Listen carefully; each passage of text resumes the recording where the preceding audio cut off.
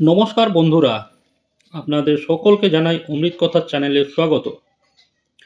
বন্ধুরা, আজকে আমরা উৎপন্না একাদশী 2025 নিয়ে কথা বলবো। ওম নমো ভগবতে বাসুদেবায়, জয় কৃষ্ণ, রাধে রাধে। বন্ধুরা, অগ্রহায়ণ মাসে কৃষ্ণপক্ষের একাদশীর নাম উৎপন্না একাদশী, যাকে মাহেশ একাদশী নামে অভিহিত করা হয়। অগ্রহায়ণ মাসে এই একাদশী তিথি পড়লেও বাংলা পঞ্জিকা অনুসারে এই একাদশী তিথি সম্পন্ন হচ্ছে এবছর 1432 বঙ্গাব্দ 2025 সালে আগামী 28 কার্তিক 15ই নভেম্বর শনিবার দিন একাদশী তিথি শুরু হচ্ছে। আগের দিন 27 কার্তিক 14ই নভেম্বর শুক্রবার রাত্রি 3:45 থেকে যা থাকছে পরের দিন 28 কার্তিক 15ই নভেম্বর শনিবার এবার শেষ রাত্রি 4:22 পর্যন্ত।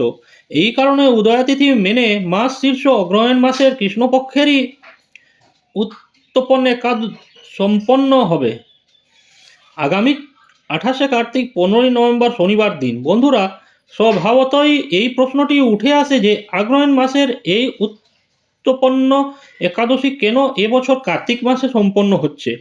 এ প্রসঙ্গে আপনাদের বলি, হিন্দু পঞ্চাঙ্গ অনুসারে মাসের গণনা করা হয় চন্দ্র মাসের ভিত্তিতে, আর সেই হিসেবে এই একাদশী কিন্তু অগ্রহায়ণ মাসেই সম্পন্ন হচ্ছে। আর বাংলা ক্যালেন্ডার অনুসারে মাস সম্পন্ন হয় সৌর মাসকে কেন্দ্র করে, আর সেই জন্যে বাংলা পঞ্জিকায় এই মুহূর্তে কার্তিক মাস চলছে। আশা করি এই বিষয়টি আপনাদের কাছে পরিষ্কার হয়েছে। বন্ধুরা, এই একাদশীতে অন্যতম শ্রেষ্ঠ একাদশী হিসেবে অভিহিত করা হয়েছে, আর এই একাদশী তিথির পর থেকেই মূলত আমরা একাদশী তিথি পালন করে থাকি, আর এই কারণে এই একাদশীর নাম উত্তপন একাদশী। আসলে এই একাদশী তিথিতেই দেবী একাদশীর জন্ম হয়। উত্তপন্না শব্দের অর্থ হলো যার জন্ম হয়েছে বা যে আবির্ভূত হয়েছেন। শাস্ত্র অনুসারে মূলত এই তিথিতেই ভগবান শ্রী বিষ্ণুর শরীর থেকে এক দিব্য শক্তিরূপে দেবী একাদশীর আবির্ভাব তথা জন্ম হয়েছিল, এবং দেবী একাদশী আবির্ভূত হয়েই মূর নামক এক ভয়ঙ্কর অসুরকে বধ করেছিলেন, আর তারপর থেকেই একাদশী তিথি পালন করা হয়। সেই কারণে এই একাদশীর নাম উৎপন্না একাদশী। এই একাদশী তিথি যিনি বা যারা পালন করে থাকেন, শাস্ত্রমতে তাদের ভগবান শ্রী বিষ্ণু এবং দেবী লক্ষ্মীর বিশেষ আশীর্বাদ লাভ হয়। এই একাদশী ব্রত নিষ্ঠা ভরে পালন করলে মানুষের সমস্ত জানা অজানা পাপ থেকেও মুক্তি লাভ হয়। ধর্মীয় বিশ্বাস অনুসারে ব্রত পালনকারী ব্যক্তি জীবনে সুখ, শান্তি, সমৃদ্ধি এবং ঈশ লাভ করেন, এবং মৃত্যুর পর ভক্ত বৈকুণ্ঠে স্থান পান। এই ব্রত পালনে সম্পূর্ণ সহস্র গোদান অর্থাৎ 1000 গরু দান করার পুণ্যের সমান ফল লাভ করা যায় বলে গণ্য করা হয়। আর সব থেকে গুরুত্বপূর্ণ বিষয়, যেহেতু দেবী একাদশী এই তিথিতেই আবির্ভূত হয়ে অসুরকে বধ করেছিলেন, তাই এই একাদশীকেই প্রথম এবং প্রধান একাদশী রূপে গণ্য করা হয়। যে ব্যক্তি এই উত্তপন্ন একাদশী ব্রত পালন করতে শুরু করেন, তিনি বছরের অন্যান্য একাদশী পালনের যোগ্যতা অর্জন করতে পারেন। বন্ধুরা, তাই যদি সম্ভব হয় বছরের এই উত্তপন্ন একাদশী একবার হলেও পালন করুন। বন্ধুরা, যদি কোনো কারণে আপনি এই উত্তপন্ন একাদশী পালন করতে নাও পারেন, যদি এই একাদশীর দিন কিছু কিছু আচার ও বিষয় মেনে চলতে পারেন, তাতেও এই একাদশী ব্রতের পূর্ণ ফল অনেকাংশে লাভ করা যায়। এই দিন সকালে স্নানের পর ভগবান শ্রী বিষ্ণুর মূর্তিকে অবশ্যই তুলসী পাতা এবং জল নিবেদন করুন। তুলসী গাছকে এই দিনে বিশেষভাবে পূজা করা হয়, কারণ তুলসী দেবী হলেন মা লক্ষ্মী স্বরূপা।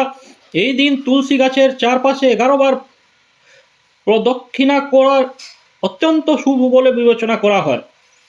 অবশ্যই তুলসী গাছের তলায় একটি প্রদীপ প্রজ্বলন করতে ভুলবেন না। দ্বিতীয় বন্ধুরা, যদি বাড়িতে দক্ষিণাব্রত শঙ্খ থাকে, তবে এই দিনে গঙ্গাজল দিয়ে স্নান করিয়ে তাতে দুধ এবং কেশর মিশিয়ে ভগবান শ্রী বিষ্ণুকে অভিষেক করুন। এটি আর্থিক উন্নতি নিয়ে আসে বলে গণ্য করা হয়। বন্ধুরা, এই একাদশীর দিন একটি করি ভগবান শ্রী বিষ্ণু এবং মা লক্ষ্মীর চরণে রেখে দিয়ে পরের দিন সেটি লাল কাপড়ে মুড়িয়ে সিন্ধুকে বা ক্যাশ বক্সে যদি রেখে দিতে পারেন, তাহলে ধন বৃদ্ধি হয়। এই একাদশীর দিন ওম নমো ভগবতে বাসুদেবায় এই মন্ত্রটি যত বেশি সম্ভব জপ করুন।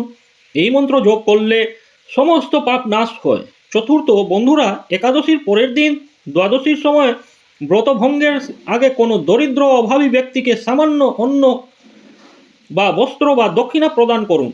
এটি অত্যন্ত সুফলপ্রদ। এবং সর্বশেষে এই একাদশীর দিন পারলে অবশ্যই কপালে হলুদ চন্দন বা কেশর মিশ্রিত তিলক লাগান। এটি শুভ শক্তিকে আকর্ষণ করে। ভগবান শ্রী বিষ্ণুর উদ্দেশ্যে এই দিন হলুদ রঙের ফুল যেমন ধরুন গাঁদা এবং হলুদ রঙের ফল যেমন ধরুন কলা অর্পণ করতে ভুলবেন না। বন্ধুরা, এবার আসবো যারা এই একাদশীর ব্রত বা উপবাস পালন করতে চাইছেন তারা কিভাবে এই একাদশীর ব্রত বা উপবাস পালন করবেন। বন্ধুরা, একাদশী ব্রত পালনের নিয়মের মধ্যে প্রথমেই যে বিষয়টি পড়ে তা হলো সমর্থ ব্যক্তি দশমীর দিন একবারে শুধুমাত্র নিরামিষ সাহার গ্রহণ করবেন। দশমীর দিন কোনোভাবেই আমিষ, মসুর ডাল, পেঁয়াজ, রসুন এগুলি নিষিদ্ধ। এই দিন থেকেই ব্রহ্মচর্য পালন শুরু করতে হয় এবং মনকে শান্ত ও ভগবানের প্রতি নিবদ্ধ রাখতে হয়। একাদশীর দিন খুব ভোরেই উঠে স্নান করে পরিষ্কার বস্ত্র পরিধান করতে হয়। তারপর ভগবান শ্রী বিষ্ণুর সামনে দাঁড়িয়ে বা মনে মনে ব্রত পালনের সংকল্প গ্রহণ করতে হয়। একটি পরিষ্কার স্থানে ভগবান শ্রী বিষ্ণু, দেবী লক্ষ্মী এবং যদি দেবী একাদশীর মূর্তি বা ছবি থাকে সেটিকে স্থাপন করতে হয়। তারপর ঘিয়ের একটি প্রদীপ ও ধূপকাঠি প্রজ্বলন করে তুলসী পাতা ও জল শ্রী বিষ্ণুর উদ্দেশ্যে নিবেদন করতে হয়। তবে মনে রাখবেন, একাদশীর দিন তুলসী পাতা তোলা নিষিদ্ধ। এটি আগের দিন সম্পন্ন করে রাখতে হয়। এরপর হলুদ চন্দন, হলুদ ফুল, ফল ও মিষ্টি শ্রী বিষ্ণুকে নিবেদন করতে হয়। এরপর ভগবান শ্রী বিষ্ণুর একাদশীর ব্রত কথা পাঠ করতে হয় এবং তার সঙ্গে ওম নমো ভগবতে বাসুদেবায় এই মন্ত্রটি 108 বার জপ করতে হয়। একাদশীর অন্যতম গুরুত্বপূর্ণ বিষয় হলো উপবাস। এই দিন যদি সম্পূর্ণ জল পর্যন্ত গ্রহণ না করে উপবাস করতে পারেন সেটি সর্বোচ্চ ফলদায়ক। তবে এটি কেবলমাত্র সমর্থ ব্যক্তিদের ক্ষেত্রেই প্রযোজ্য। যারা সম্পূর্ণ নির্জল উপবাস করতে সক্ষম নন তাদের এই দিন কেবলমাত্র ফল, জল, দুধ, মিষ্টি এবং ব্রতের অন্য নির্দিষ্ট কিছু খাবার যেমন ধরুন আলু, রাঙা আলু, বিভিন্ন ফল, চিনি, শরবত, নুন ছাড়া বাদাম, ড্রাই ফ্রুটস ইত্যাদি গ্রহণ করা যেতে পারে। তবে এই দিন যারা একাদশী ব্রত পালন করছেন তারা কোনোভাবেই অন্য অর্থাৎ ভাত, ডাল, শস্যদানা, পেঁয়াজ, রসুন, মসুর ডাল, পান, সুপারি ও তেলযুক্ত খাবার সম্পূর্ণই নিষিদ্ধ। এই দিন শরীর ও মনকে সম্পূর্ণরূপে শুদ্ধ রাখা প্রয়োজন। একাদশী ব্রতের পরের দিন অর্থাৎ দ্বাদশীর দিন যা পড়ছে এবছর 1432 বঙ্গাব্দে আগামী রবিবার সকাল 10টা বেজে 39 মিনিটের মধ্যে এই সময়ের মধ্যে একাদশীর ব্রতের উপবাস ভঙ্গ করতে হয়, যাকে বলা হয় পারণ ক্রিয়া। এই পারণের সময় প্রথমে চরণামৃত পান করে ব্রত ভঙ্গ করতে হয়।